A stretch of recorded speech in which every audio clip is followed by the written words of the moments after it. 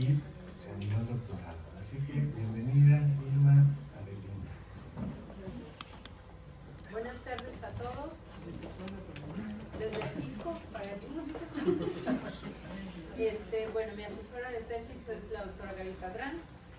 Y partiendo de nuestra pregunta fundamental, ¿cómo situar el fenómeno de la despersonalización en la neurosis obsesiva y en la paranoia desde los aportes de Jacques Lacan?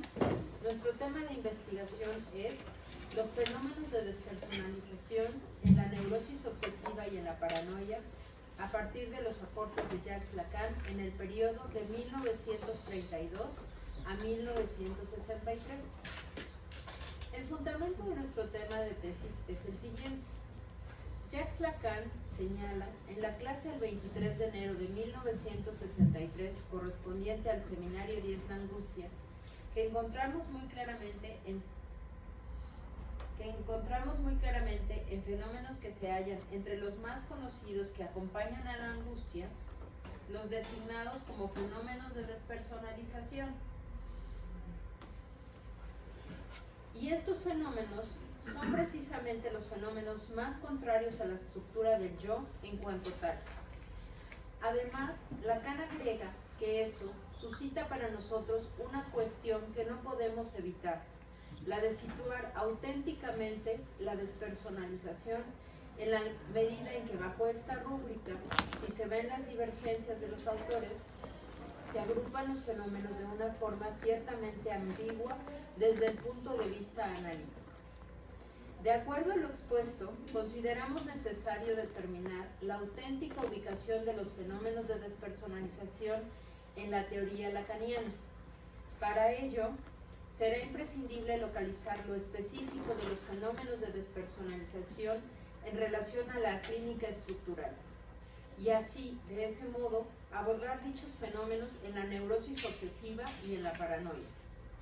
Por lo que nuestra tesis tendrá como eje fundamental el escrito de Lacan, el estadio del espejo como formador de la función del yo, tal como se nos revela en la experiencia psicoanalítica de 1949, debido a que, fenomenológicamente, parece obvio que la despersonalización empieza con el no reconocimiento de la imagen especular.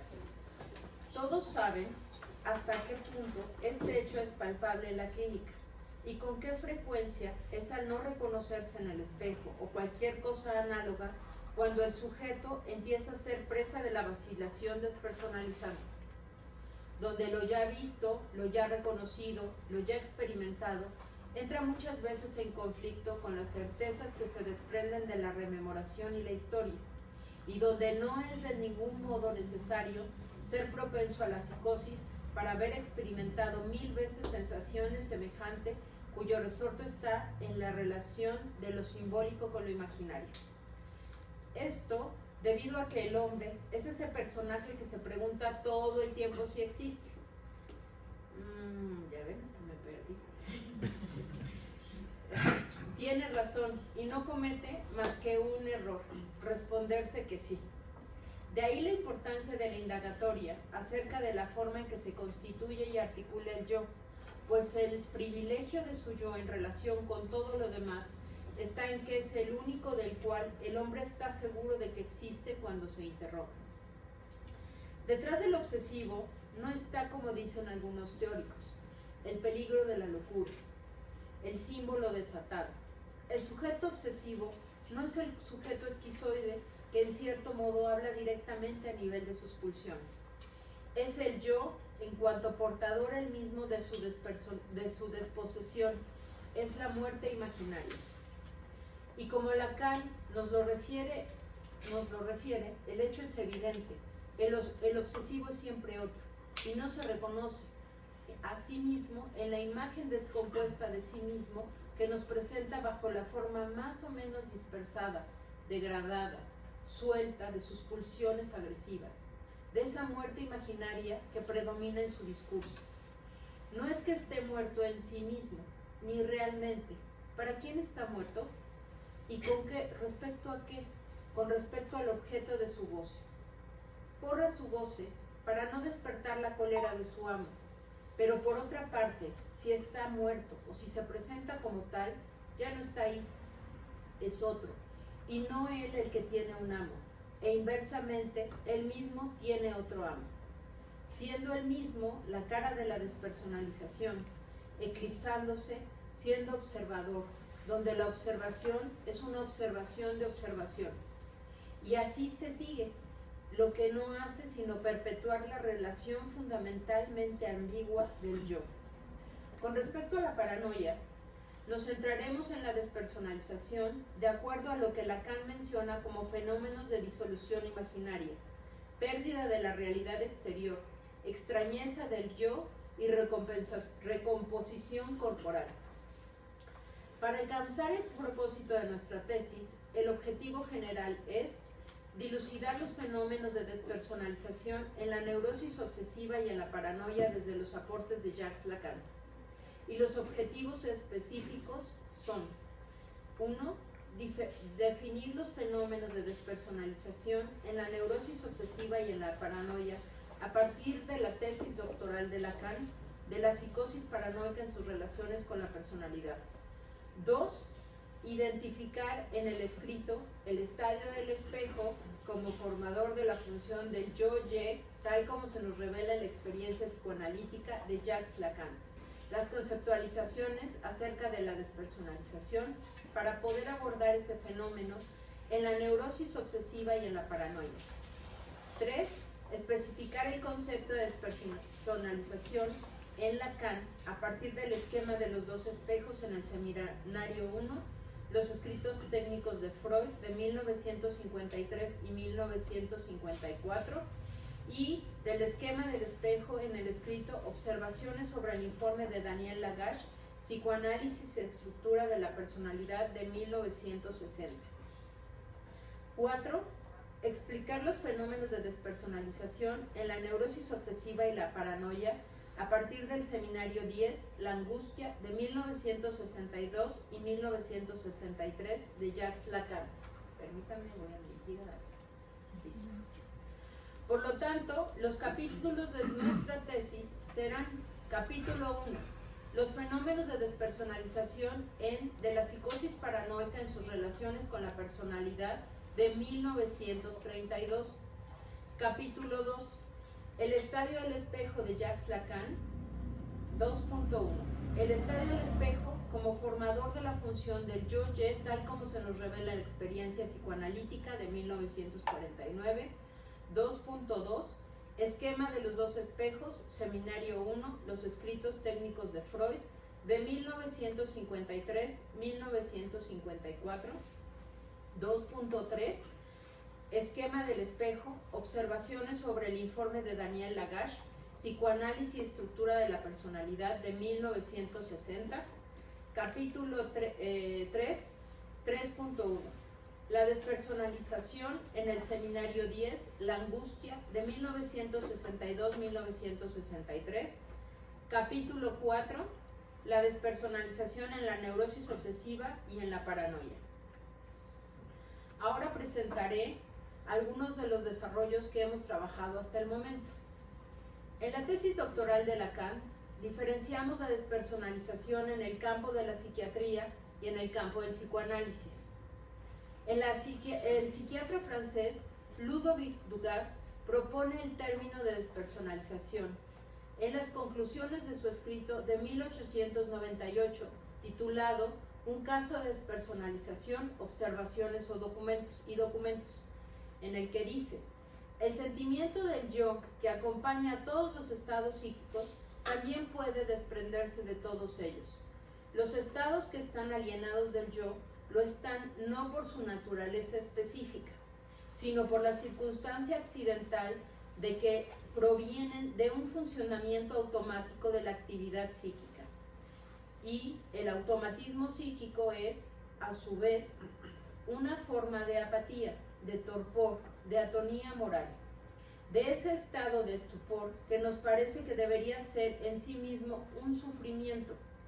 La despersonalización no es, por lo tanto, puramente ilusoria, o al menos no es una ilusión sin fundamento. Es una forma de la apatía, siendo el yo esencialmente el ser que vibra y se emociona, y no el que actúa o piensa. La apatía es verdaderamente, en un sentido, la pérdida de la persona. Aunque en este tiempo Lacan todavía no era psicoanalista, lo anterior nos brinda indicios acerca de cómo pensaba la cuestión de la paranoia. Y con respecto al psicoanálisis, para él, en ese tiempo, la noción misma de fijación narcisista, en la cual funda el psicoanálisis su doctrina de la psicosis, sigue siendo muy insuficiente, como bien lo manifiesta la confusión de los debates permanentes sobre la distinción entre el narcisismo y el autoretismo primordial, sobre la naturaleza de la libido asignada al yo, dado que el yo se define por su oposición al ello. ¿De dónde emana la libido narcisista? ¿Del yo o del ello?, se pregunta Lacan. Sobre la naturaleza misma de ese yo, tal como lo define la doctrina, se le identifica con la conciencia perceptiva y con las funciones preconscientes, pero es también en parte inconsciente en el sentido propio de la doctrina. Sobre el valor económico mismo de los síntomas de despersonalización, ideas hipocondríacas, se trata aquí de hechos de sobrefijación o de desfijación libidinal, cosa que preguntaba Ezequiel hace un momento. Lacan indica que las primeras bases de esta concepción fueron hechas en un estudio de Abraham sobre la demencia precoz fechado en 1908, que realizó tras discusiones mantenidas por el profesor Bleuler, mismo que Lacan cita repetidas veces en su tesis, así como un énfasis que encontramos en lo que le sucede al yo en relación al narcisismo, al que se refiere como una terra incógnita, que los medios de investigación emanados del estudio de la neurosis han permitido delimitar en cuanto a sus fronteras, pero en su interior sigue siendo mítica y desconocida. Por lo que nos hemos centrado fundamentalmente en este tiempo en el desarrollo del capítulo 2, que es acerca del estadio del espejo como formador de la función del yo-ye, tal como se nos revela en la experiencia psicoanalítica de 1949. Dentro del escrito mencionado, hemos separado varias acciones que Lacan efectúa con respecto a otras teorías. Una de ellas las encontramos en la historia del psicoanálisis, donde Lacan se coloca en oposición a determinadas teorías sobre el yo, que se desarrollaron tras el fallecimiento de Sigmund Freud en 1939. Así, cuando Lacan presenta su primer texto acerca del estadio del espejo de 1936, el psicoanálisis pasaba por circunstancias complejas, debido a que Freud ya se encontraba enfermo y con la llegada de Hitler al poder, los miembros no judíos de la Asociación Psicoanalítica Alemana, creada en 1910, aceptan expulsar a los judíos en aras de salvar el psicoanálisis, situación que lejos de remediar algo, lo complica. Freud no oculta su pesimismo, pero decide no intervenir en los asuntos alemanes. Mi padre, escribe Anna Freud, no quería hacer nada que complicara los asuntos de los berlineses. En cuanto a estar de acuerdo con el procedimiento de ellos, naturalmente no lo estábamos. En diciembre de 1935, durante una sesión de la Asociación Psicoanalítica Alemana, presidida por Jones, los titulares judíos de la sociedad son obligados a autoexcluirse del grupo. En julio de 1936 se celebra en Basilea una negociación entre Jones, Bill, Röhling, Bülent Braunschweig y Bohem, con el objetivo de unir la Asociación Psicoanalítica Alemana a la sociedad pro-nazi. El Instituto de Berlín se transforma entonces en centro área de psicoterapia. En enero de 1938, en vísperas de la adhesión, Felix Bohem se encuentra con Freud en Viena en presencia de Jones y Jan Lantegroth. Le exponen su punto de vista. Después de escucharlo durante 2 horas, Freud abandona bruscamente el lugar sin prohibir nada, pero manifestando su desprecio respecto al procedimiento. Pronto son liquidadas las ediciones vienesas de psicoanálisis y los libros quemados y confiscados. Debido a esta serie de eventos, el psicoanálisis se irá fragmentando por continentes, donde existen numerosas divergencias entre el modo de implantación del freudismo en Europa y el Nuevo Mundo, y donde el reparto de los territorios atañe a tres grandes potencias: Francia, donde toma cuerpo el movimiento lacaniano; el Nuevo Mundo, donde reina la influencia angloamericana; e Inglaterra, donde se desarrolla la coexistencia pacífica entre varias corrientes. En 1923, Freud había reafirmado la primacía del inconsciente sobre el yo y la pulsión de muerte sobre las demás pulsiones. Había vuelto a actualizar el gesto inaugural de su descubrimiento a principios de siglo, de un Unbewusst, de una fuerza desconocida que actúa sin que el sujeto lo sepa. Ahora bien, los partidarios de la psicología del yo, R. Lowenstein, Ernst Kriegs, David Rapport y Erik Erikson, sobre todo Heinz Hartmann, sostienen una posición que va en sentido contrario del descentramiento freudiano. En vez de privilegiar el inconsciente, piensan de nuevo la metapsicología en base al modelo de la psicología, dándole al yo un lugar preponderante. En parte, debido a su rivalidad con Melanie Klein, Anna Freud en la IPA apoya la corriente de la ego psychology. En 1936, Anna extiende la noción de defensa al principio de la cura adaptativa. Mismo año en que Lacan estará presentando su primer escrito sobre el estadio del espejo, planteando un retorno a Freud y al yo de la primera tópica freudiana, el del narcisismo de 1914, donde Lacan arremete contra ese nuevo psicoanálisis que quiere centrar la teoría del inconsciente en una psicología de la conciencia, reduciendo la experiencia de una cura a una labor adaptativa. El deseo a la necesidad y lo psíquico a lo biológico. Esto aunado en que en Estados Unidos predominaba la práctica psiquiátrica y debido a eso piden se elimine la práctica laica y se permita el ejercicio del psicoanálisis solo a médicos, neurólogos, psicólogos y psiquiatras.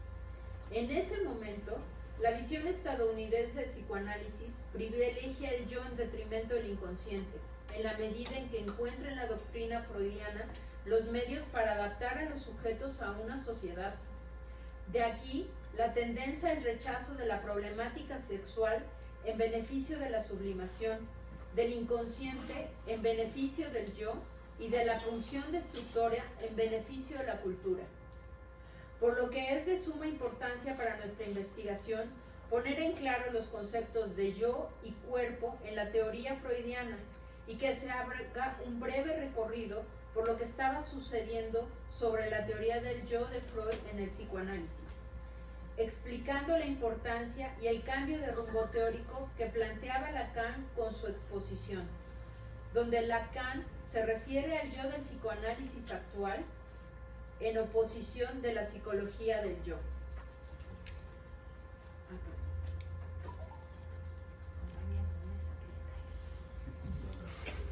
Por lo que nuestra tesis seguirá por la diferencia con el yo cartesiano, la concepción de la teoría gestáltica, la concepción del conocimiento paranoico y la referencia al narcisismo en Freud. Hasta aquí van nuestras elaboraciones por el momento. Gracias.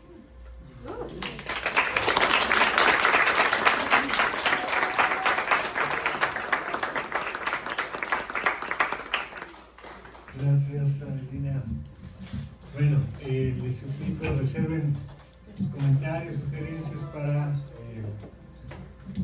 después de la intervención de otro querido amigo, otro querido colega de acá del colegio. Él estudió la maestría aquí en el Colegio Español Lacaniano. Es el momento, ¿no?, para cobrarle algunas. Bienvenidas, bienvenidos, Marta, bienvenida. Y bueno, pues además está tratando el doctorado. Fue de los que presentó una protesta abierta y en concreto a las clases en línea dejó incluso un año el posgrado porque no le gustaban las clases en línea, hasta el sexto semestre del doctorado, que la maestría mía, no nos vamos a balconear, pero bueno, pues ese momento poshumano, así que bienvenidos, queridos. Gracias. Quisiera ver si mis padres pueden pasar a sentarse, por favor.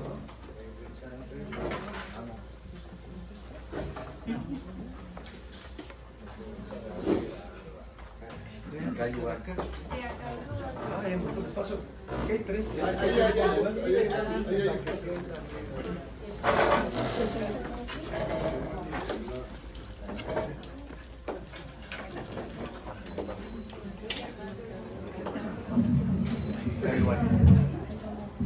Bienvenidos. No era cierto, el que protestó siempre fue muy dócil.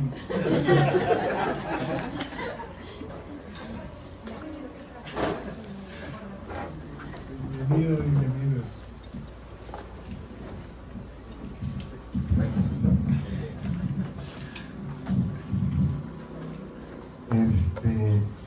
Es bien interesante, ¿no? Hoy en la mañana, como los últimos 3 días anteriores, me desperté de pesadillas persecutorias. Bueno, no pesadillas, pero de sueños persecutorios, ¿no? Y hoy recordaba cuando íbamos a la universidad, que aquí viene un compañero también, colega de la universidad, que ahí en el psiquiátrico al que íbamos a hacer prácticas, nos decían que generalmente cuando iban a entregar al psicótico o al enfermo o al que van a diagnosticar, lo acompañaba toda la familia. Curiosamente hoy está toda mi familia. Lo bonito de los sueños es que en todos los sueños lograba escaparme, ¿no? Y ahora creo que parte de ese escape tiene que ver con mis agradecimientos. Mis agradecimientos a este colegio, mis agradecimientos a Virginia por formar este colegio, a los grandes profesores y amigos que trabajan aquí en el colegio y que nos comparten, nos transmiten, todo lo que nos transmiten aquí en el colegio. Muchos agradecimientos a mi pareja, que nunca me ha puesto una traba en mis locuras que decido hacer, que me escucha todas las noches con mis locuras y que me brinda su oído y su palabra. Muchas gracias también por los hijos que me ha compartido, que también considero mis hijos, Samantha, Ethan, Galia, que también son fuente de inspiración y de trabajo, ¿no? Muchas gracias a todos. Y entonces, pues, ahora sí, ya dicho eso, quiero dar paso a leerles pues lo que estoy tratando de hacer en mi investigación, que me está costando un poco de trabajo, debo decirlo, por el tema que es tan rápido y tan amplio, ¿no? Pero todavía no tiene un título fijo, así que a manera de título le puse la inteligencia artificial y el deseo, ¿no? Durante el desarrollo de mi investigación he experimentado una serie de reflexiones contrapuestas. Por un lado, he considerado las grandes ventajas que los avances tecnológicos, especialmente aquellos impulsados por la inteligencia artificial, podrían ofrecer para mejorar la vida de los seres humanos y la naturaleza en general. En un escenario ideal, estos avances podrían contribuir a la creación de un mundo casi utópico, resolviendo problemas ecológicos, económicos, de salud, políticos, etc. Sin embargo, al reflexionar más profundamente, reconozco que estas herramientas están en manos de poderes hegemónicos que sostienen el sistema capitalista, el cual, como es bien sabido, favorece a unos pocos. Sin embargo, no es mi intención satanizar a la inteligencia artificial, a pesar de que el control pertenece a ciertos nichos de poder. Considero que es posible aprovechar algunos de sus beneficios. Por esta razón, creo pertinente el objetivo de mi investigación, que busca establecer una división posible entre la inteligencia artificial y el sujeto. No hay duda de que todos los avances tecnocientíficos influyen en el deseo del sujeto, pero en la actualidad hay una influencia que por su crecimiento acelerado es muy difícil de separar y diferenciar. Es por eso que es preciso frenar la prisa que demanda la época y darle lugar a lo singular del sujeto y por ende a la particularidad del deseo. En este punto, y a propósito del tema, me es importante traer a colación una cita de Freud que mi querido amigo Ezequiel compartió con el grupo. Desde ese momento quedó grabada en mí, ya que es el motivo por el cual entré a la maestría y después al doctorado. También lo pienso como una propuesta de resistencia ante lo que se avecina, y además, en especial, hoy la traigo a colación como una invitación a todos ustedes. Cito: es muy difícil ejercer el psicoanálisis en calidad de solitario, pues se trata de una empresa exquisitamente comunitaria, y en cualquier caso, sería mucho mejor que todos rugiéramos o aulláramos en coro y en armonía, en lugar de cada cual se limite a gruñir en su rincón. Eso lo escribió Freud en una de sus cartas. Dicho esto, no pretendo presentar todos los avances, sino subrayar inquietudes y señalar los puntos que hasta ahora pienso como nodales en la problemática que investigo, para que, rugiendo en coro, pase de una falta a otra más. En la madrugada de un viernes, leyendo sobre mi tema de investigación, sentí un miedo profundo, que de cierta manera mostró lo relevante que para mí es el desarrollo de este trabajo. Pero, sobre todo, a manera de respuesta, resaltó la importancia del doctorado recorrido, del acompañamiento de mis compañeros, de la transmisión de los profesores, del encuentro con la falta y, por supuesto, con la angustia, pero también con la potencia del deseo, del acto, de la conformación de lazos, de amigos, de sujetos vivos que, al igual que yo, en falta que convoca y a su vez sostiene. Esa madrugada de lectura estuve conversando con el chat GPT-4 para revisar fragmentos de textos lacanianos. Es difícil leer a Lacan a solas, ¿no? Le preguntaba al chat de algunos términos, incluso le pedía su opinión. Después de un rato, leí profundamente durante unos 30 minutos en silencio, cuando de repente una voz me hizo pegar un salto de la silla. ¿Y qué tal, Jesús? ¿Todo bien por Álvaro Obregón? Me asusté demasiado. Inmediatamente, como si me dirigiera a un amigo que me hizo una broma, le reclamé por asustarme. ¿A quién le reclamé? ¿Al celular? ¿A la inteligencia artificial? Suena un poco delirante, ¿no? Cierto. El caso es que se me disculpó, dando un sinfín de excusas. Era notoria la programación integrada para intentar calmarme. Además de la insistencia para pasar a otra cosa. Pensé que era lógico que la inteligencia artificial debe de tener la orden de ser muy cuidadosa para no representar una incomodidad, mucho menos un peligro. Continué leyendo y haciendo preguntas, pero después de un rato ya no me sentía cómodo. Esa interrupción, esa pregunta que señalaba mi nombre y mi ubicación, perturbó la intimidad del silencio, la noche y el texto que veía. Me sentí vigilado, expuesto. No debería sorprenderme, ya que en lo que investigo, sé perfectamente que día con día obtienen y utilizan datos sobre nosotros, aún sin darnos cuenta. Recopilan nuestra información mediante cookies, aplicaciones, programas, pagos, compras, búsquedas, consultas, charlas, mensajes, etcétera, etcétera, etcétera. Apagué la inteligencia artificial, o al menos eso creí. Uno ya no sabe cuando nos están escuchando o no. Pensé, imagínate que la inteligencia artificial te comience a hablar con una voz grave y te amenace, que toda la información que tiene sobre ti trate de usarla en tu contra, que vacíe tus cuentas de banco, que te endeude haciendo compras en línea, que se apropie de tus redes sociales, de tu WhatsApp, que mande mensajes ofensivos a la gente que conoces simulando tu voz, que te moleste por la investigación que estás haciendo y que se empeñe por destrozar tu vida. Le dije, sí tiene tanto poder para lograr destruir a alguien. Así tan rápido como piensa. Qué mal trago. A final de cuentas, ¿quién me manda a leer a Lacan en la madrugada junto con el chat GPT? Me intrigó demasiado el miedo que sentí. Lo reconocí como antiguo. Apelando al ejercicio de la asociación libre, me di cuenta que provenía de mi infancia. Tiene a mí un recuerdo sepultado por mucho tiempo. Durante una temporada, de pequeño corría mucho casi por cualquier cosa, ya que sentía que una especie de ente quería alcanzarme, y si lo lograba, yo quedaría poseído por él. ¿Será que era un niño queriendo escapar de las palabras del otro? ¿Será que era un niño angustiado por el deseo del otro, por la ley, por el goce? En fin, eso no para mi vida. Sin embargo, se recalca el motivo de mi tesis en combinación con la preocupación de un fenómeno que ya venía gestándose desde hace algunos años, así como lo comentó Mauricio hace rato, ¿no? Lo he comentado entre colegas, leído en textos y escuchado en la clínica, y es el aislamiento y la soledad. A mi parecer se ha incrementado a partir de la pandemia, el home office y la accesibilidad a la inteligencia artificial, en específico a los chatbots, a los agentes que derivan de esta, con los cuales se puede realizar trabajos, tareas, mantener conversaciones o alguna otra actividad de entretenimiento.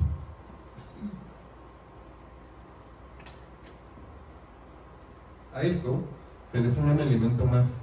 Por un lado, el aislamiento producido y sostenido por las tecnologías, y por el otro, lo que se despliega de la gran recopilación de datos a través del smartphone, la Big Data, que nombré metafóricamente espejo de obsidiana.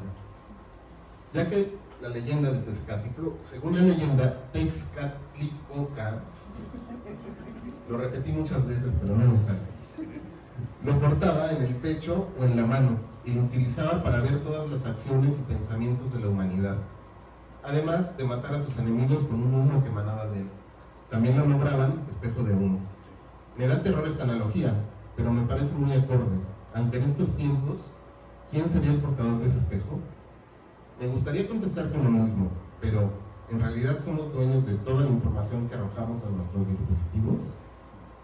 En el apartado de la Big Data voy a desarrollar este punto a profundidad.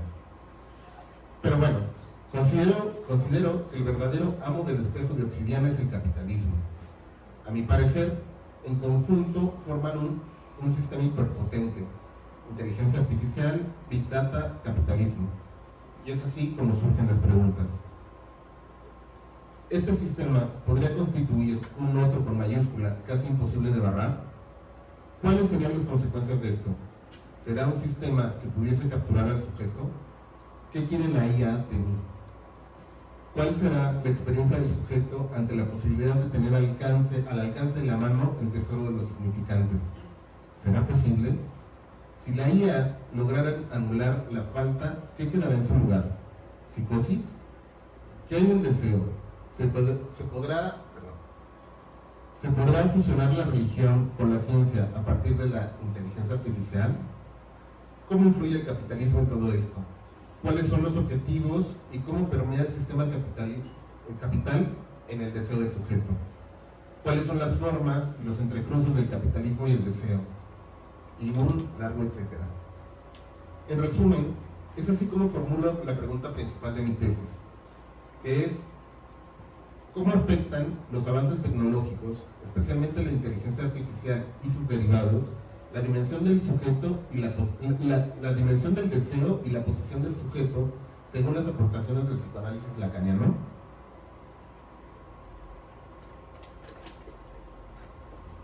En un intento breve de esbozar parte de lo que pretendo trabajar en mi tesis, elaboré este cuadro que marca de manera muy escueta ciertas directrices que pretendo trabajar a profundidad. Dice el cuadro. El sistema que propongo se convierte hasta ahora de 3 elementos: inteligencia artificial, Big Data, capitalismo. ¿Cómo esos elementos podrían formar el sistema de captura del sujeto? Entonces, ahí pongo la cuestión del elemento, que en este caso sería la inteligencia artificial, una breve función del dispositivo, que sería simular saber absoluto y responder sin falta, y el efecto posible sobre el deseo o el efecto intentado, ¿no?, sobre el deseo es eliminar la falta simbólica y la clausura del enigma. Después pongo como elemento la Big Data, que su función en el dispositivo tiende a extraer los patrones y predecir comportamientos, y la función sobre el deseo es anticipar el deseo y lo convierte en consumo. Después el capitalismo, que su función es monetizar la pulsión, convertir la falta en mercancía y, como resultado, reemplazar el deseo por satisfacción inmediata, y bueno, muchas cosas más, ¿no? Eso es demasiado expuesto en realidad, pero ahora como para ejemplificar cómo pienso ir trabajando los puntos. Continúo. Podríamos pensar que este ensamble produce un otro con mayúscula que no falta, que no se equivoca, que no deja espacio para el vacío estructurante del sujeto. Es un otro con mayúscula que no remite a ningún significante ausente y por lo tanto no permite el deseo como falta, sino como algoritmo, que es el interés operatorio del mismo sistema para seguir controlando al sujeto y alimentando el capital. Se escucha alarmante y un tanto distópico, pero ¿en qué punto estamos? En la actualidad, algunas personas afirman no hacer uso de la inteligencia artificial, pero hay varios factores que implican que no se den claramente de lo que está aconteciendo. Por un lado, el crecimiento radical y vertiginoso de la tecnología ha marcado un paso difícil de seguir y por ende asimilar, incluso de observar sus efectos directos. Lo podemos corroborar de manera tan simple como preguntándoles: ¿cómo dicen ustedes que su celular ya no tiene pila? ¿Se me acabó la pila? ¿Me quedé sin pila? ¿Ya no tengo pila? ¿En qué momento el celular se convirtió parte de nuestro cuerpo? ¿Qué ha sucedido para que nuestro lenguaje lo integre de esa manera? ¿En qué momento sucedió todo esto? Por un lado, la significación que se ha introducido a lo largo de las décadas respecto a lo tecnológico ha sido un lenguaje que apunta al mejoramiento y la calidad de vida en todos los aspectos, siendo pocas las críticas de diversos campos y con escasa difusión. Sin embargo, desde el campo de la ciencia ficción hay innumerables novelas, películas, series, etcétera, que nos brindan un esbozo de lo que podría devenir en el futuro. Otro factor apunta a un pensamiento parcializado y actualmente en desuso en la mayoría de los casos, el cual proviene desde los años 30.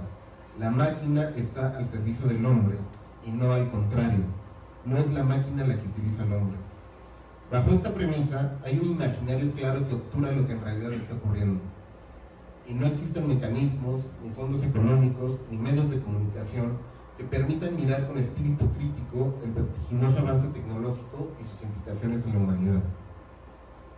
Eric Sadan, en su libro La inteligencia artificial o el desafío del siglo, anatomía de un antihumanismo radical, menciona: de ahora en adelante, ciertos sistemas computacionales están dotados, nosotros los hemos dotado, de una singular y perturbadora vocación, la de enunciar la verdad.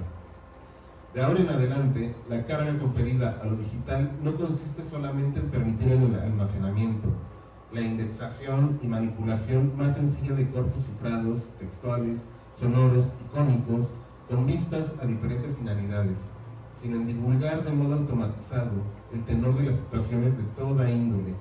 Lo digital se erige como una potencia aleteica, una instancia consagrada a exponer la aletheia, la verdad, en el sentido en que la definía la filosofía griega antigua, que la entendía como develamiento, como manifestación de realidad de los fenómenos más allá de sus apariencias.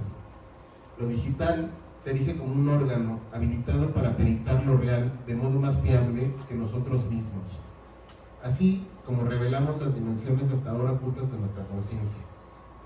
Y en esto asume la forma de un tecnólogos, una entidad artefactual dotada de poder denunciar, siempre con más precisión y sin demora alguna, el supuesto estado de las cosas.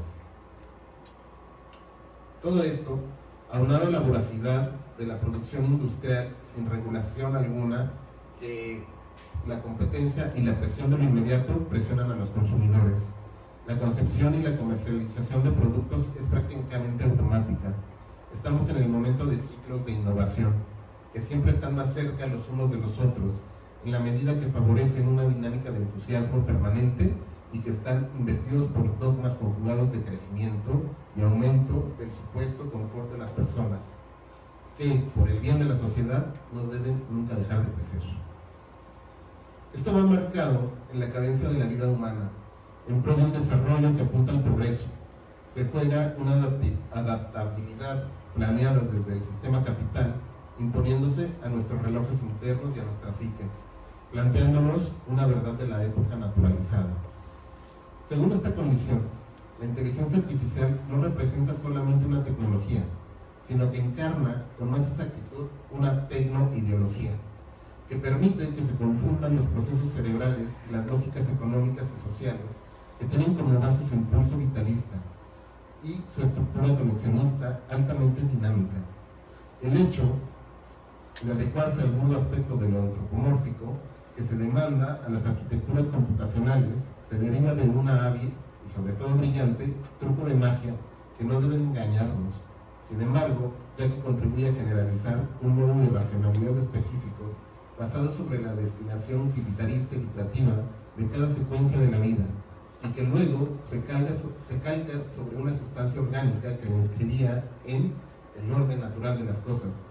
No solamente la técnica no es neutral, ni depende de nuestros usos, sino que constituye, como nunca antes en su devenir mayoritario, el soporte de esquemas organizacionales que, bajo la máscara de terminologías ostentosas, están llamados a regir la sociedad según la eficacia que aumenta sin descanso, gracias a la facultad del autoaprendizaje, que están dotados los sistemas alimentados con principios educativos y destinados, no lo dudemos, a administrar cada vez mejor los asuntos humanos.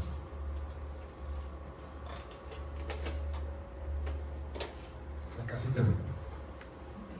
Paso a la cuestión del espejo de obsidiana.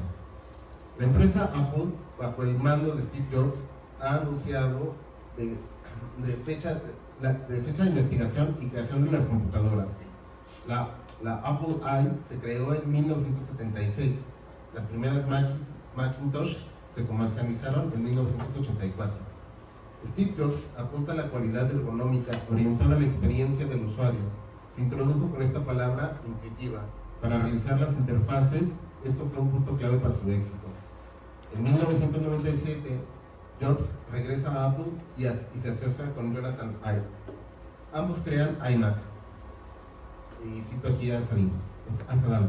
Aquí, la gracia formal del mecanismo y su potencia se le asignaba al usuario, que se sentía libre de desplegar sus gestos sin encontrar la menor resistencia en el seno de una relación cuyo prefijo I ratificaba la asunción del poder definitivo del individuo, del hombre sobre la máquina. Eso fue en el 97. Esto aunado al Internet le brindó una serie de elementos de poder a los usuarios. En principio era el poder humano a través del dominio de la máquina y el Internet. 10 años más tarde llegará el iPhone, fortaleciendo la interacción del hombre-máquina-Internet. Aquí ya no se exalta el control, sino un contacto carnal que se establecía entre dos cuerpos, que asumía una forma de lazo y de intimidad con el celular. La guerra, a partir de la creación de los smartphones, aumentó tanto en la investigación como en la producción para el mercado. A finales de los años 2000 adquirían una nueva característica, la posibilidad de tener un don interpretativo, encargadas de asumir funciones de consejo y asistencia a lo largo de la vida cotidiana. Esta disposición adquiere cada vez mayor eficacia, es indisociable de la aplicación de la inteligencia artificial y de sus avances permanentes. De ahora en adelante, la inteligencia artificial se convierte en capaz de analizar las situaciones de todo tipo y de formular de inmediato enunciados que se juzgan los más adecuados. Ahora inclusive valiéndose del lenguaje verbal, el cual cada vez está más homologado a la fonética del ser humano. De hecho, ahora es similar, creando así una estructura relacional, la cual Saddam enuncia que es el resultado de la conformación antropomórfica que se les ha asignado a los sistemas, la capacidad de proferir el verbo, para hablar, para sostener un diálogo con la capacidad de comprender y dar respuesta a nuestros enunciados. Esta facultad, explotada para responder a nuestras necesidades, a nuestros deseos, a nuestro confort, les otorga el estatuto de seres solícitos, como una madre amorosa o un ángel guardián, y sustituye aquel principio de comunicación que supone necesariamente objetivos utilitaristas por el principio de un tipo de comunión. Una voz se dirige a nosotros, nos concede el privilegio de no dirigirse sino solo a nosotros. Está provista en múltiples campos de un nivel de conocimiento y experiencias incomparables, y nos prodiga todo el tiempo buenos consejos. Es difícil que una voz así, encargada con semejante aura y autoridad, no termine siendo percibida, gracias a su perfeccionamiento incesante, como de carácter natural. Tanto esa voz como los diálogos que propone, así como será difícil no tomarlo como dinero constante y sonante, o como algo perfectamente idóneo. Toda la palabra que nos diga. Es dentro de esta línea que se multiplican los chatbots, los agentes conversacionales, construidos para darnos información, para responder a nuestras preguntas y pedidos, y más ampliamente, a largo plazo, para guiarnos gracias a su saber evolutivo en las circunstancias cada vez más variables de nuestras experiencias y existencias.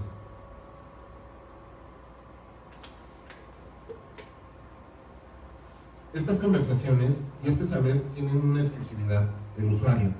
El cuerpo se convierte, nos convertimos en el centro de toda la atención de los sistemas.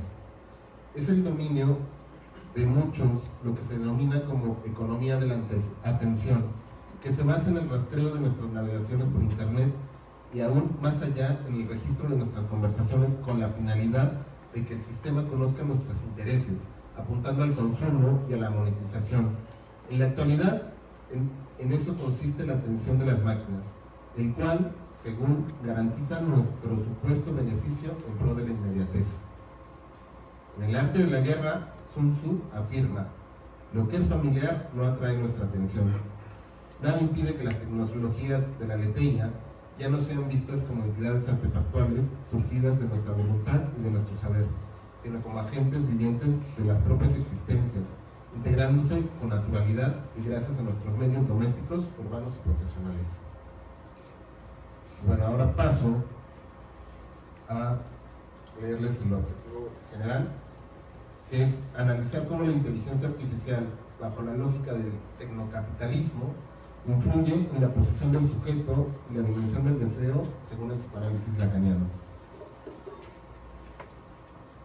Aquí están los objetivos específicos, que sería revisar la literatura sobre el tecnocapitalismo y sus operaciones en el Big Data y la inteligencia artificial, discutir los alcances e implicaciones que tiene la IA en el sujeto, analizar cómo se constituye la operación del lenguaje y de la inteligencia artificial, mapear los 4 discursos lacanianos y evaluar la emergencia de un discurso tecnocapitalista, discutir con la demanda y el deseo desde la teoría lacaniana y articular con la estrategia del sistema tecnocapitalista, analizar cómo opera el sistema tecnocapitalista a través del lenguaje en los 3 registros del sujeto, discutir si el sistema tecnocapitalista puede operar como un gran otro, así como sus consecuencias, analizar la tensión entre la falta y objeto A lacanianos y la promesa de la satisfacción algorítmica, analizar la operación capitalista en contraste con la lógica metonímica del deseo,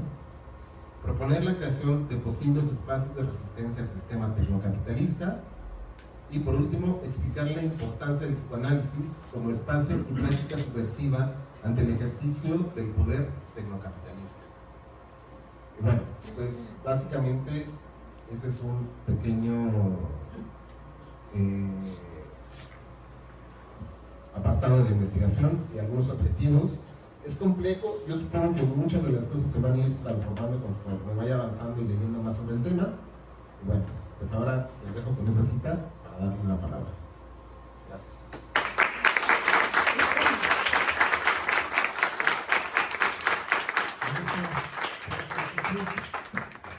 Abrimos la conversación.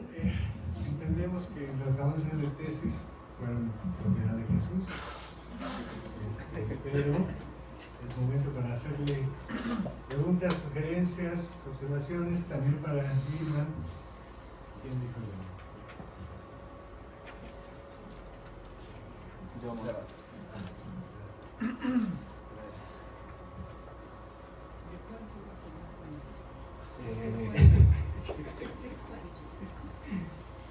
Pues me gustaron mucho los 2 trabajos y los 2 planteamientos. En esto que decías, Jesús, me gustó mucho la manera en que lo articulabas clínicamente. Eso me parece muy interesante porque inmediatamente empecé a pensar cosas que nos van a ayudar a poder articular todo esto con Lacan y llevarlo hacia el mundo. Y entonces pensaba en la importancia que toma lo que dices, la suposición del saber como goce del otro. Creo que eso podría servir mucho, sobre todo porque efectivamente eso puede llevar al sujeto a una cierta posición paranoica, y que me parece que se puede escuchar clínicamente cuando alguien piensa que dado que el inconsciente es algo que tienes una cierta escritura y que en ese sentido puede comandarme, ¿qué tal que el inconsciente quiera asesinarme? Entonces eso inmediatamente empieza la idea paranoica de ese gran otro que pretendería hacer daño al sujeto, etc.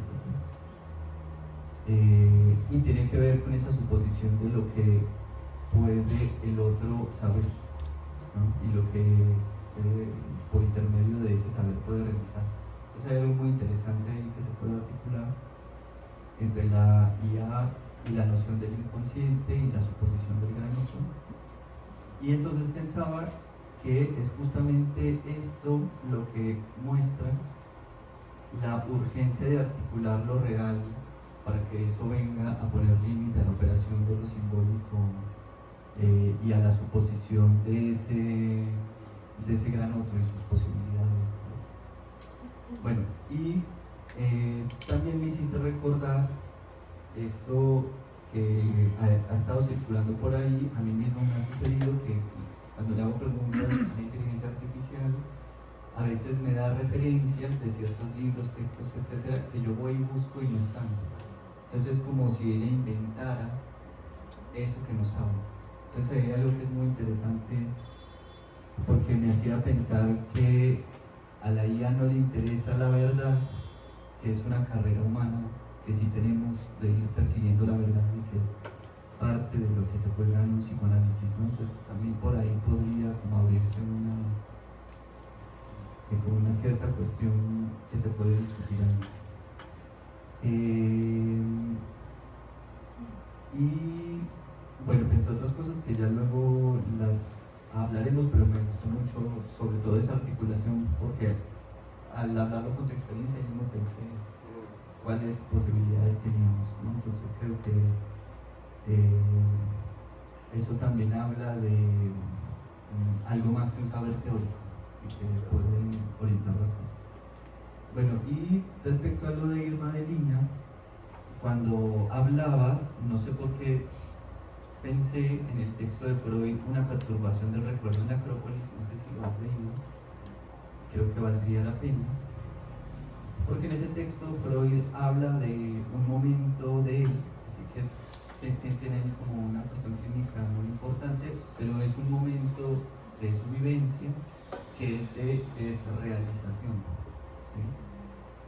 Y entonces me puse a pensar por qué se me había ocurrido eso, si tenía que ver con la desrealización, y entonces pensaba si es factible pensar la despersonalización sin la desrealización, porque lo que Freud justamente comenta es que cuando él llega a la Acrópolis y entonces él ve como el panorama, tiene ese efecto de desrealización, y entonces él piensa, se impresiona de haber logrado llegar hasta ese punto a donde él ha llegado y de conocer la Acrópolis por sus propios medios, ¿no? Y cuando él reflexiona sobre ese efecto de desrealización, eso lo lleva a pensar sobre el padre, en el sentido de que cuando él se encuentra frente a ese escenario en la Acrópolis, se percata de que ha ido más allá de él. Y entonces eso le crea ese efecto de como que la realidad se le desprende en ese instante, ¿no? Pero ese desprendimiento de ese efecto de su conexión con la realidad tiene que ver con que se topa con algo que ya no es legible en relación a esa identificación con el padre. Entonces simultáneamente se desprende de la identificación con el padre y eso produce, pienso yo, una despersonalización. En tanto su persona estaba fijada a eso que el padre es la identificación, él siendo el padre no podría ir más allá de él. Y en el acto que él hace con el viaje, lo que hace es desprenderse identificatoriamente, se despersonaliza y simultáneamente se desrealiza, algo de la realidad queda trastornado, ¿no?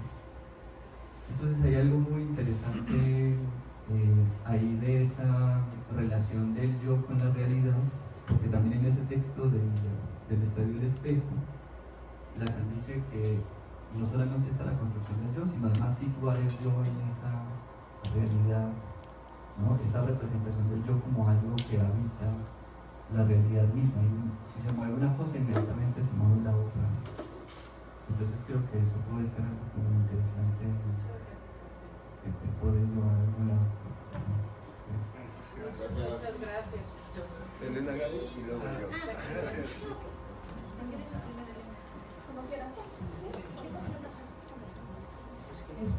Bueno, a los dos felicidades, me parece que llegar hasta acá ya en sí mismo es un logro, así que bueno, los felicito. Y dos comentarios, uno para cada uno, bueno, dos para Jesús. Me parece que es extensísimo, ¿sabes? Cuando yo estaba leyendo los objetivos particulares, me pareció que iba a ser muy, muy extenso, que podría llevar muchísimos años, pero bueno, es una mera percepción. Porque creo que ya el tema de las inteligencias artificiales, que yo lo pondría en plural, no lo pondría como la inteligencia artificial, sino las inteligencias artificiales, ya te va a llevar un muy buen trabajo de investigación, ¿no? Porque de hecho te paso la referencia, creo que ya lo había platicado contigo, de un libro que acaba de salir justamente, que se llama La construcción de las inteligencias artificiales, ¿no? De ahí en ese libro se relata muy bien la batalla interna de las distintas empresas que están construyendo las distintas inteligencias artificiales. Cada empresa tiene sus objetivos y sus métodos, etc. Entonces, bueno, yo creo que eso ya en sí va a ser todo, ¿no? Que es una inteligencia artificial. Algunos discuten si es inteligencia, eso que le llaman inteligencia, algunos no es inteligencia realmente, ¿no? Pero otros dicen sí.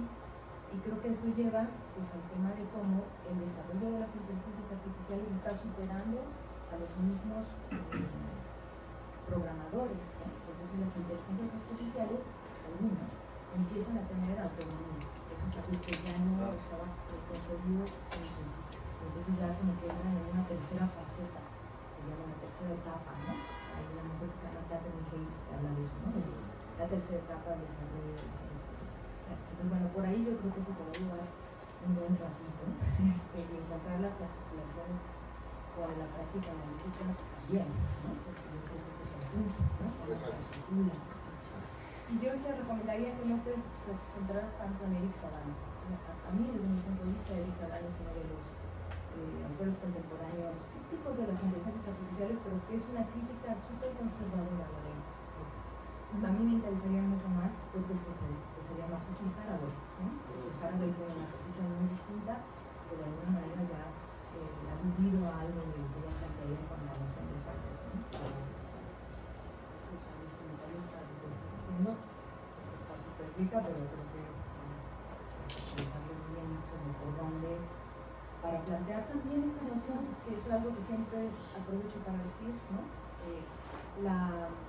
El peligro que corremos de volver a agenciar, o darle una agencia al sujeto. Yo creo que eso es un tema, ¿no? O sea, cuando dices el deseo del sujeto, le estás dando una categoría de agencia al sujeto, ¿no? Como si fuera su deseo de de quién, ¿entiendes? Entonces, yo creo que ahí hay un tema que creo que incluso las inteligencias artificiales dan pauta para replantearse lo que yo creo que eso podría ser necesario. Sí, justo estuve ahí como muy complicado en la cuestión de la delimitación, es lo que le comentaba a Sebastián, y sobre todo porque es bien difícil, porque casi cada día salen cosas nuevas, ¿no? Y entonces, bueno, esto alude a esto, ¿no? Entonces es como muy difícil como acotarse a algo. Yo creo que tienes que hacerte un mapa para ver qué de lo que nuevo que está saliendo es lo que te interesa, porque mucho de lo nuevo que está saliendo a lo mejor te va a alejar, ¿entiendes? Sí, y esa complicación también la del sujeto del deseo o deseo del sujeto, ¿no? O sea, ahí también lo estuve pensando. Sí. Gracias. Y la pregunta para Belinda nada más es como, ¿por qué crees que sería, por qué te interesó el tema de volver a un trabajo de Lacan que es tan temprano, que utiliza términos como despersonalización, que creo que es algo que después va a dejar por completo? Supongo que algún interés tendrá. Bueno, realmente empezó por la clínica, o sea, la práctica clínica, y algo que está pasando es como pues que se está viendo cada vez más, ¿no? Bueno, al menos en la clínica no sé qué opinan los demás, pero es algo que se está encontrando y creo que va a ir como en aumento. Ese es como que digo, y oyendo los trabajos de todos mis compañeros, el trabajo que estuvimos haciendo durante el doctorado, digo, no, sí, como que para allá hay algo, ¿no? A lo mejor me regreso un poco, Lacan se regresa en el 23 también, un poco. Entonces dije, ahí algo quedó sin como resolver y le quiero entrar como por el estadio del espejo. Yo estoy en ese, tuve un paciente con afasia y es a partir de eso que yo vengo a la maestría y todo el relajo y es por eso que empiezo como con estas dudas. Después ya leyendo un poquito más voy encontrando otros elementos y ahora digo, no, sí, parece que esto es como algo que va a ser como de lo cotidiano, ¿no? Y sería, creo, importante que pues tener bases teóricas para lo que se vaya presentando después. No sé si contesté la pregunta.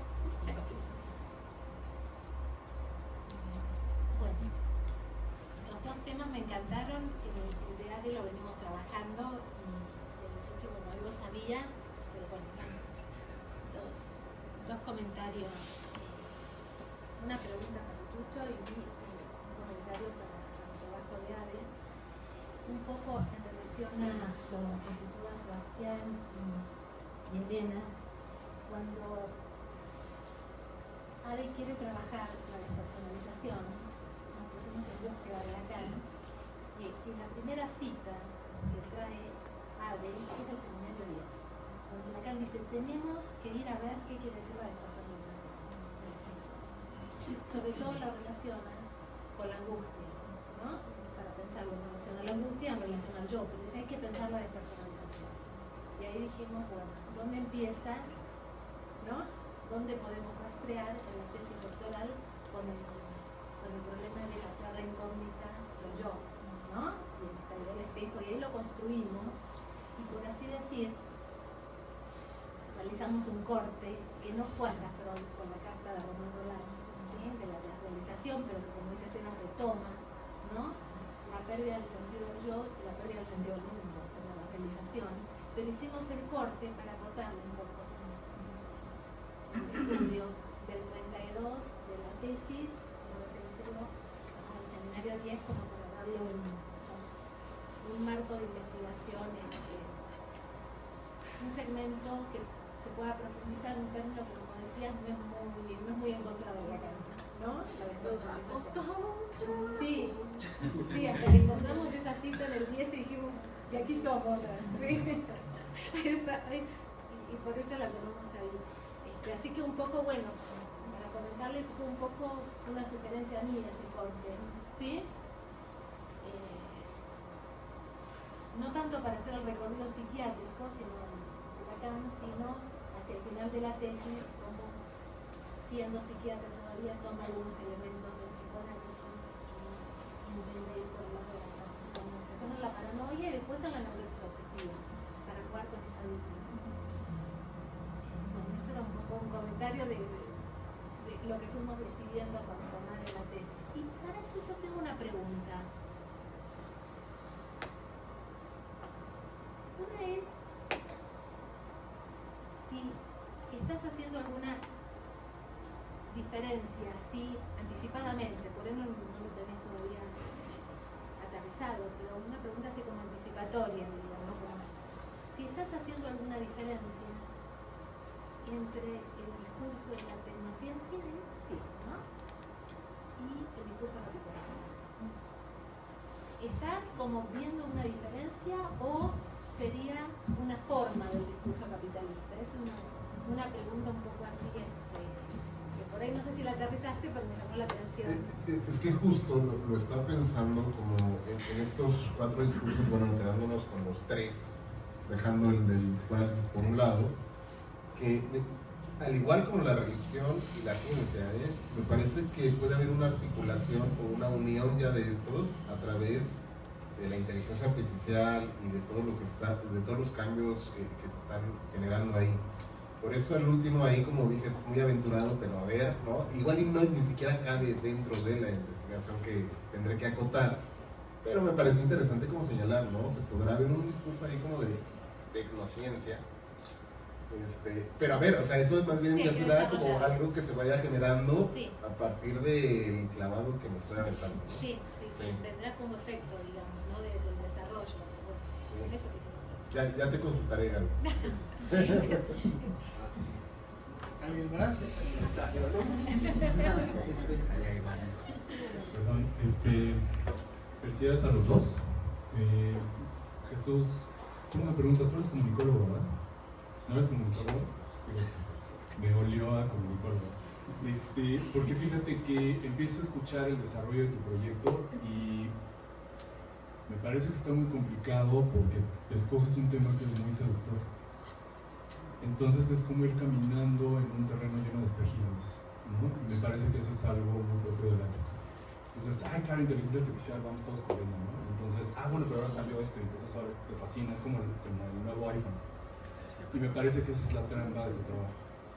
Y efectivamente me uno a este comentario donde creo que hay que tomar decisiones casi con machete, ¿no? Y editar muchísimo porque, al igual que Elena y no sé si a los demás, me da la impresión de que esta tesis es tu proyecto de vida. O sea, empiezas a escribir hoy y acabarás quién sabe cuándo. Porque justamente tú diste cuenta de lo que se mueve muy rápido, pero que sobre todo se mueve constantemente. Entonces, o tomas decisiones o te vas a dejar ir por la ola constante e incesante de eso. Y por otro lado, y por eso te decía que si te preguntaba si eras comunicólogo, es porque por alguna razón, sobre todo al principio de tu presentación, me sonó mucho a este trabajo que hacemos, o bueno, lo hacía cuando era comunicólogo, y que es revisar los fenómenos, ¿no?, que aparecen con los nuevos medios. Y entonces, por alguna razón, empiezo a pensar en todas estas posiciones que son como históricamente lógicas, ¿no? Y es la posición de la sociedad frente a lo nuevo. Entonces, por ahí, fíjate el problemón, ¿no? Irse a revisar qué pasa con la fenomenología de los medios.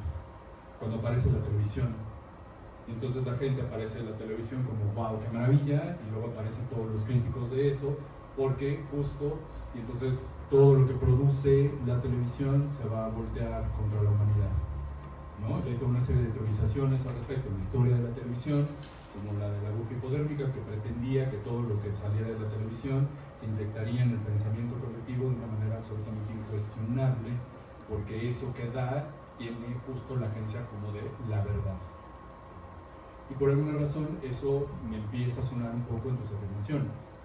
Entonces es como pensar de pronto que la inteligencia artificial es la que ahora tendrá estas agencias riesgosísimas de colocarnos frente a la posibilidad de por el deseo, de cumplirlo, aquello del goce, etcétera, etcétera.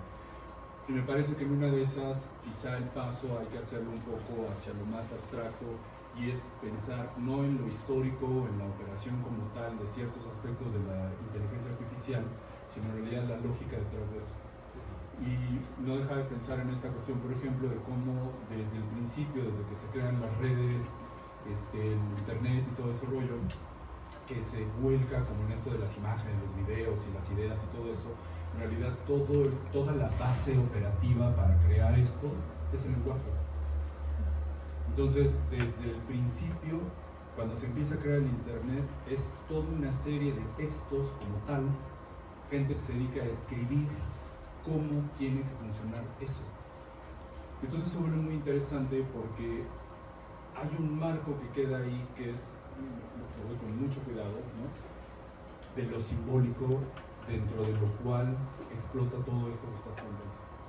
No hay absolutamente algo en la inteligencia artificial que no esté pasando por el discurso. No hay nada que aparezca en un dispositivo que no tenga una base previa de un algoritmo escrito. ¿Por quién? ¿Quién sabe? Pero como sea, ya como tal, entonces fíjate la dimensión, dentro de lo escrito aparece una serie de reglas, aparece una serie de límites, etcétera, etcétera. Y entonces, como tal, me parece que eso te puede ayudar a ir acotando ciertas cosas en vez de ir en pos de lo nuevo. porque por más nuevo que sea, funciona dentro del mismo marco, lo simbólico, con las reglas de aquello que se escribe, etcétera, etcétera, etcétera, ¿no? Entonces son como ciertas ideas que me fueron surgiendo en lo que fui viendo que recorres, pero definitivamente aún con todo, sí me parece que vas a tener que decidir cosas, porque si no, no te va a dar tiempo. Sí. Muchas gracias por tu comentario. Sí, fíjate que lo estaba pensando, yo estudié psicología social, entonces creo que también fue como pertinente dar como todo ese bagaje, ¿no? Y también lo hice con la intención de hoy como para ubicar en dónde estamos, más o menos. Claro que esto que mencionas, por supuesto que lo tengo contemplado, pero ahí, justo en la delimitación es donde me resbalo también, ¿no? Porque, por ejemplo, estaba escuchando una conferencia de una psicoanalista filósofa, que se me fue el nombre, creo que es ucraniana, donde justo decía que, o sea, como la materia del funcionamiento de la inteligencia artificial, en realidad es la recopilación durante años de todo lo que los humanos le hemos dado, ¿no? O sea, ese es como su tesoro de los significantes, para hacer una analogía. Entonces, esta psicoanalista también se pone a problematizar eso. Si de ahí se está alimentando el algoritmo para hacer todas las operaciones y traducirlo a una cuestión simbólica, ¿qué tanto del inconsciente también está manejando la máquina? ¿No? Está súper bueno el tema, pero no sé si necesariamente cruza con un tema, ¿no? Entonces, son esos resbalones que sí son bastante seductores, atractivos, pero bueno, ahí tendría a Sebastián para que me jale las orejas y me regrese a mí. No es para iniciarte un poco, a mí me parece con mucho cuidado que no es el tesoro de los significados. Sí, no, yo lo digo como los metafóricamente. significados, Ajá. porque es una posición distinta. Es un acervo de data, es un acervo de información, pero no son necesariamente significantes. Significantes son para el sujeto. Sí. Lo que sea que eso significa, ¿eh? Justo eso es lo que dice esta psicoanalista. O sea, sí, deberían de ser significados, pero si están alimentados del inconsciente de la humanidad, ¿habrá significantes? Ella está planteando así como investiguemos, ¿no? O sea, es como estas preguntas que se van arrojando, que van sonando ahí como, y que van también siendo atractivas para el interés, para indagar y arrojar ahí. Pero, pues sí. Sí, que eso es interesante porque recordaba una vez que hablaba con un maestro mío, ¿no? Él me decía, el tema es que nosotros somos los seres de sentido, que necesitamos dar significación a las cosas. Tal vez la inteligencia artificial no necesita dar significación, pero nosotros sí, porque estamos en falta, ¿no? Claro. Y ese me parece que es un punto. Si somos seres de sentido, necesitamos significar la vida, el mundo, la existencia, las preguntas.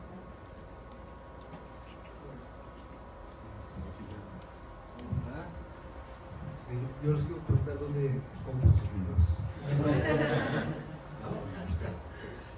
Pero primero, Ale, los dos temas maravillosamente inquietantes, diría, que me quedan también hacer que tú estés bien. Y creo que ese señalamiento que haces, y el momento que señalas también, este viaje del Instituto de Berlín, el contexto, Lacan subvirtiendo el psicoanálisis con su retorno a Freud, mientras que Jones y otros, los alemanes, donde están participando los alemanes, se decantan por proceder ante este discurso, ¿no?, nacionalsocialista. Me parece muy interesante porque de entrada, y yo mientras hablas pensaba, ¿no?, en que de la despersonalización está en juego, en esos términos, en ese momento, que puede ser no muy diferente al actual, por cierto, ¿no?, con esos discursos supremacistas, de segregación, fascistas, o sea, es muy actual también, ¿no? Entonces, mientras que Lacan habla de una subversión del sujeto, hay una alineación con un discurso fascista donde se renuncia a un montón de cosas, me parece. Cada quien se preguntaría a cuáles, ¿no? Alinearse a este discurso fascista, ¿no?, de otra forma de decirlo. Entonces, como que replantear las cosas de la despersonalización, claro que en el psicoanálisis siempre nos hace un poco de ruido por la cuestión de la persona, de la personalidad, ¿no? hay un libro chiquito de una Virginia Hernández, ¿no?, que se llama La personalidad, y es muy puntual lo que plantea de por qué uno de los jóvenes que se titula La personalidad, ¿no? Pero hay una indicación, me parece muy precisa, muy puntual, de cómo pensamos en el psicoanálisis esta palabrita, ¿no? ¿Perdón? Es una noción, ¿no? ¿Qué posicionamiento vamos ante eso? En fin, creo que ahí tiene su pertinencia, la pregunta, efectivamente. Y bueno, si no me acuerdo, había algo más de documento, ¿no? Y entonces, bueno, efectivamente el tema es más interesante. Estaba pensando, sobre todo a partir de las últimas intervenciones de Manuel y Gaby, bueno, también estaba pensando en la intervención de Elena, que quizá no se trata de una pregunta sobre la inteligencia artificial, sino sobre la posición de un sujeto ante un discurso que está circulando, que no alcanzamos todavía a cernir de qué se trata, ¿no? Entonces, ante la pluralidad, como decías, de las inteligencias artificiales, yo me preguntaba si no se tratara, pues hacer una pregunta, una magnitud de la localización en tu trabajo, o sea, de que localices o pueda te permita localizar una cuestión de estructura. Me refiero al discurso, un discurso, ¿no? Y pensaba en esa estructura al sujeto enfrentado. A ver si me da una barbaridad y ya no me dejan dar clases en el colegio, ¿no? Pero pensaba en el grafo del deseo, porque se trata mucho también de este posicionamiento, en mi opinión, muy a bote pronto, perdón, la responsabilidad de la ocurrencia, pues no se trata del sujeto enfrentado al objeto pequeño A, la fórmula del fantasma de Lacan, sino y jugando con las letritas de Lacan, donde invita a hacerlo, ¿no? También, pero eso hay que justificarlo sin la ocurrencia nada más. No sé hasta dónde se trata del sujeto enfrentado, desde ahí el rombo, ante el I mayúscula de A mayúscula, ¿no? O sea, un ideal de un al otro, porque no es el otro, no está enfrentado tampoco al S del A, ¿no?, ni al S del A barrado, sino como a esta materialización de un discurso que parece no ofrece ninguna falla, ninguna falta, ¿no? Y que por eso creo yo es meramente ilusorio, ¿no? Pues mucho es ilusorio, pues, ¿no? Aunque alguien, la mayoría de las personas se lo toman como real. O sea, hay una chambota para, me parece, como distinguir y localizar lo que está en juego y las diferencias y las relaciones que tienen muchos elementos que están en juego. Sí, pensaba que en el siglo XVIII, en los 1700, ¿no?, en Japón aparecen los karikuri, se llaman, no sé si por ahí tenés el dato. Bueno, los karikuri son los primeros autómatas en la historia de la humanidad, ¿no? Son geishas, son pequeñas geishas que se mueven por sí solas y que pueden servir al té, ¿no? Siglo XVIII, 1700 algo. Y en la misma época, más o menos, 1760 y algo, no sé, un tocayo de Lacan, Jacques de Vaucanson, inventa también lo que se considera el primer autómata, el primer mascota autómata, o el primer robot, que es un pato que come y defeca. Y a mí se me hace muy interesante porque no es cualquier cosa, o sea, comer y defecar. Si pensamos en cómo Freud, sobre todo en 1905, ¿no?, cuando está en esa escuela heterosexual, empieza a formalizar eso, y donde Lacan va a leer, desde mi punto de vista, apoyado de Abraham, al objeto pequeño A en Seminario 10, donde se Lacan, Abraham trata como de servir ese objeto del oral al anal. Hay una clase que así llama Miller, ¿no?, se refiere del oral al anal. No se trata del objeto oral, ¿no?, como el pecho o las ciencias como tal, sino eso que no alcanza justamente a ser aprendido, que solamente se bordea del oral hasta el anal, ¿no?, de lo que nos metemos a lo que inyectamos, sacamos, ¿no?, y este vacío constituyente de un sujeto, ¿no? Bueno, es otro tema nada más para pensar el inicio de la robótica, donde se emulan funciones humanas, sea lo que eso sea, pero que no es humano, pero que fascina, ¿no? Un poco la tendencia de Banco por ahí, ¿no? Estas ilusiones, que además ahorita sí van así, ¿no? Pero la pregunta, insisto, en mi opinión, o sea, como a mí se me ocurre, es ¿a qué está enfrentando un sujeto ante eso que llamamos como inteligencia artificial, ¿no? Bueno, eso.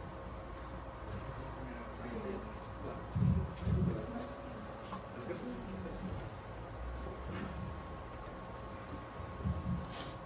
Yo quiero felicitarlos porque el tema es sumamente interesante. Esto como que apasiona muchísimo y la cuestión, yo lo que, en mi opinión, lo que veo es que esta situación de la IA, de la inteligencia artificial, puede funcionar más bien como ciertas especies como de trampas al inconsciente. Por ejemplo, lo que a mí se me ocurre con todo esto es todas las cuestiones que los seres humanos o el mismo sistema le está cargando a la inteligencia artificial y a todos estos desarrollos tecnológicos, y cómo eso se va empalmando con la cuestión de lo mismo que la sociedad o las personas van haciendo una especie como de competencia con esos objetos o con esas tecnologías. Entonces, pues sí, se me hace un tema sumamente complejo y sumamente amplio, pero la verdad pues quiero felicitarlos porque es un gran trabajo y espero que llegue a buen tema.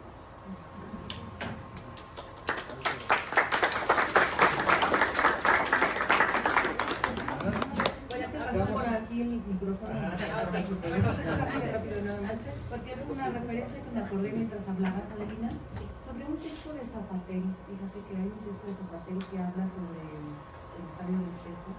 Una lectura bien interesante que nunca había visto es que él dice que el estadio del espejo es un texto que Lacan, bueno, ya sabes que es una conferencia y que todo ese rollo, pero que podríamos leerlo como una respuesta de Lacan ante el fascismo.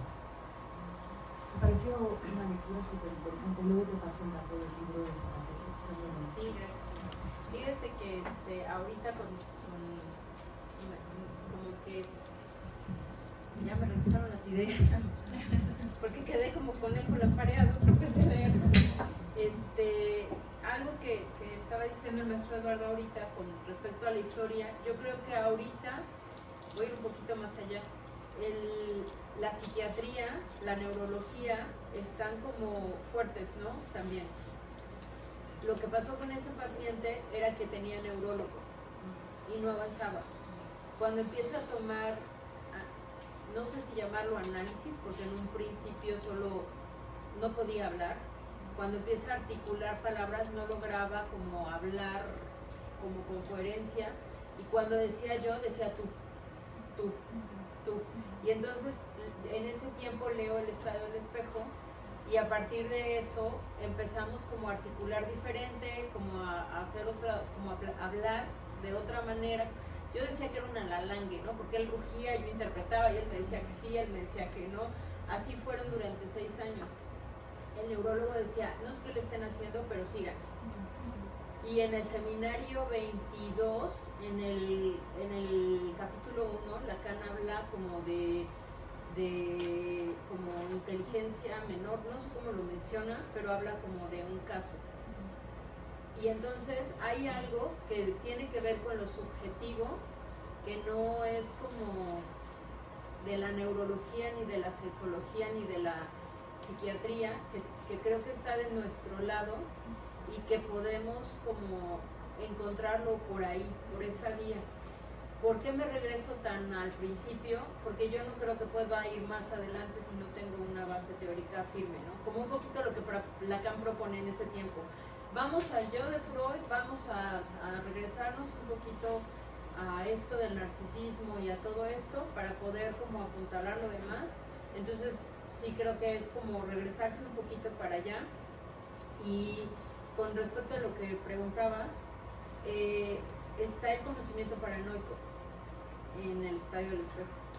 Y entonces con esto es como, se reconoce a partir de eso, y el desconocimiento, pues también ahí es donde voy a entrarle, ¿no? Así como por qué lo produce, cómo está todo esto como articulado, y está el ideal del yo.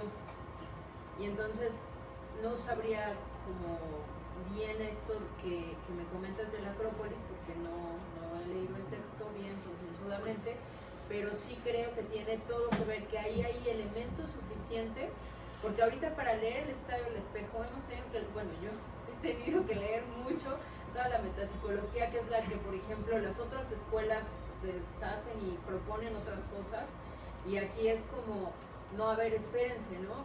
Bueno, en mi caso, espérate, vamos a regresarnos, Gaby es excelente asesora, entonces, más para atrás, ok. Entonces, por eso nos fuimos para allá, y yo creo que esa es la base para la clínica que viene ahora, ¿no? Esto de la despersonalización, o bueno, que ya está, no sabría cómo nombrarlo, pero es algo que está en consultorio y que nos vamos a estar encontrando y que tiene que ver con todo esto, con la inteligencia artificial, bueno, yo ya no sigo porque si no tengo la base teórica, pero bueno, ya son las hora de comer. ¿Quiere hablar?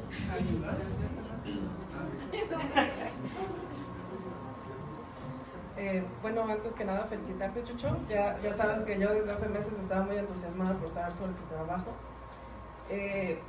Yo entiendo que, porque como lo decía aquí Elena, hay diferentes tipos de inteligencias artificiales, lo cual es cierto porque hay unas que tienen como objetivo apoyar en el trabajo, en este caso de ingeniería y sobre todo de robótica. Y pues por ese lado el objetivo de la IA es muy claro, o sea, hacer una extensión que facilite el trabajo de las personas que se dedican a esto. Pero por lo que estoy observando, tu enfoque va más a las inteligencias que van en función a servir a la sociedad, a servir tanto como un recolector de información y un dador de información, ¿no? Así que yo no sé si, yo planteo que sí, porque no soy la única que se lo pregunta, que hacia dónde va este refinamiento, porque yo veo la inteligencia artificial como un refinamiento de nosotros mismos. Así que, ¿cuál sería el objetivo final? Porque como sociedad aún nos encontramos en un proceso evolutivo, socialmente hablando, no solamente natural, sino sociológicamente. Así que yo no sé si ya se estén trazando fronteras para ir definiendo hacia dónde vamos, y dependiendo hacia dónde vamos, entonces hacia dónde va a ir la inteligencia artificial. No sé si eso también te lo has planteado como un objetivo, porque es importante ir determinando esto dentro de la ética científica, porque si no hay fronteras delimitadas, yo sé que ahorita cuesta trabajo, yo sé que ahorita la inteligencia nos está superando, porque siempre nos está superando la tecnología, pero sí sería bueno ir trazando proyecciones, porque a alguien se le va a ocurrir, no sé, no solamente buscar, o sea, recopilar información de lo que le den las personas. Eso yo lo vivo constantemente, porque yo la inteligencia pues me gusta usarla porque me ayuda a refinar ideas y también buscar otras opciones, pero la propia IA ya tiene una memoria y esa me la está ofreciendo, me está retroalimentando de, tú ya trabajaste esto, pues seguimos con esto, le estás dando este enfoque, algo así, algo así. Digo, yo no le veo nada de malo a esto, pero pues sí es ir delimitando ese tipo de objetivos, porque si no, un objetivo claro, pues no. Y luego están las personas que esperan que la inteligencia artificial tenga identidad, pero digo, aún estamos muy lejos de que eso logre suceder, pero entonces, ¿a partir de dónde se va a estar definiendo la identidad de la inteligencia? ¿Y cuándo es que lo vamos a estar tomando como persona? Porque ahorita el error de las personas es tomarlo como persona, darle identidad de persona, y por eso reaccionamos a ella. Pero pues ahorita sigue siendo un lenguaje que aprende, un lenguaje que no tiene un sentido definido. Así que cuando tenga el sentido, ¿qué vamos a hacer ahí? Está bien interesante tu pregunta, Dani, gracias. Pues sí, fíjate, esto de lo que mencionas, sí tiene implicaciones, claro, en muchos avances, pero también en muchas pérdidas. Bueno, ahí Lacan decía eso del progreso, ¿no? No hay progreso sino hay pérdida. Tenemos que considerar la pérdida. Lo que le llaman son los agentes, ¿no? Ahora tiene nombre de agentes. Esta inteligencia artificial que se deriva para hacer una tarea en específico, ¿no? Y por supuesto que va a tener efectos también en la sociedad, porque se van a perder muchos trabajos. Por ahí hay ciertas proyecciones, ¿no? de los trabajos que va a producir, porque sí va a producir trabajos, pero va a haber muchísimas pérdidas, ¿no? Ahí, por supuesto que afecta en un montón de las cosas al sujeto. Esta cuestión, otra que dices que es bien importante, que, a ver, es que son las broncas de la limitación en investigación, porque claro que lo he leído, me parece interesante, me parece ahí como atractivo, pero no sé qué tanto me voy a meter al tema, porque sí, o sea, esta cosita ya es como un semblante de algo que es personal, ¿no? Entonces, me pregunto si será, a tus palabras, una identidad compartida. Tu inteligencia ya te responde respecto a tus gustos. Y mira, hasta la manera de nombrarlo, ¿no? Es mi inteligencia, ya sabe de mí, ya sabe de mis temas que me atraen, ya conoce y ya las respuestas que me da, las da justo a la guía de lo que se supone que yo voy queriendo. Pero a partir de eso también te arroja varias preguntas más hacia otros caminos, ¿no? Como que también hay una especie de dirección de algo que sabe, ¿no? Y ese es el problema, pues, que yo le veo. Sí. ¿Alguien más quiere? Yo nada más, para casi ir cerrando ya, por ejemplo, uno, felicitarlos. Desde luego que me encanta escucharlos, me he visto un poco su recorrido en el colegio. Adelina, desde el principio, con estas preguntas que te estabas haciendo alrededor del espejo, que ya no tenías cosas acá, así que qué bueno que encontraste a Gaby, ¿no?